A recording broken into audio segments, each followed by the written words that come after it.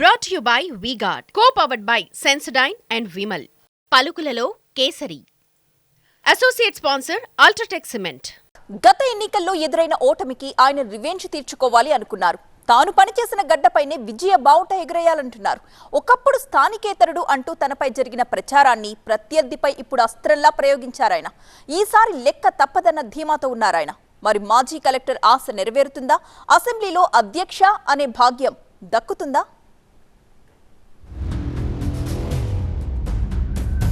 కోడుమూరులో fail, ప్రత్తిపాడులో గెలుస్తారా? మాజీ IAS కి ఛాన్స్ ఉందా? రామాంజనేయులు గుంటూరు జిల్లా ప్రజలకు పరిచయం అక్కర్లేని పేరు.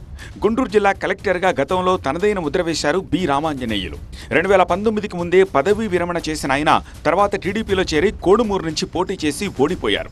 కర్నూలు జిల్లాకు చెందిన వ్యక్తి అయినా ఆయన స్థానికేతరుడు అంటూ అప్పట్లో రామాంజనేయులపై ప్రచారం జరిగింది.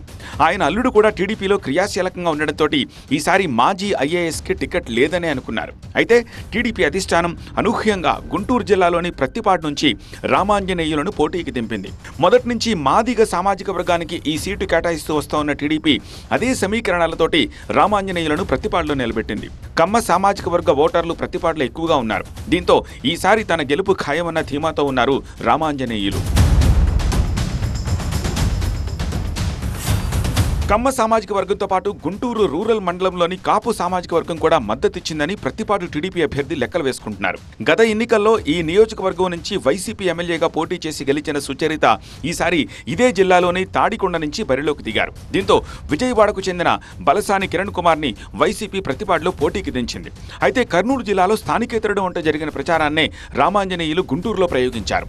నియోజకవర్గానికి పూర్తిగా కొత్త అయిన కిరణ్ కుమార్తో ఢీ అంటే ఢీ అంటున్నారు. జిల్లాలో కలెక్టర్గా పనిచేసిన అనుభవం ఉన్న రామాంజనేయులు మొదటిసారి బరిలోకి దిగిన కిరణ్ కుమార్పై పైచేయి సాధించినట్టు టీడీపీ శ్రేణులు చెప్పుకుంటున్నాయి.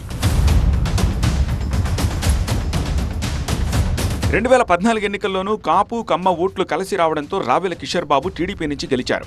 అదే ఫార్ములా తనకు కూడా కలిసొస్తుందన్న నమ్మకంతో ఉన్నారు రామాంజనేయులు. అయితే కర్నూలు జిల్లాలో ఓడిపోయిన రామాంజనేయుల్ని గుంటూరు జిల్లా వాసులు హక్కున చేర్చుకుంటారో లేదో కౌంటింగ్తోనే క్లారిటీ రాబోతోంది.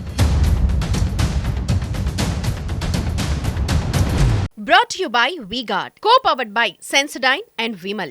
పలుకులలో Kesari. Associate sponsor UltraTech cement.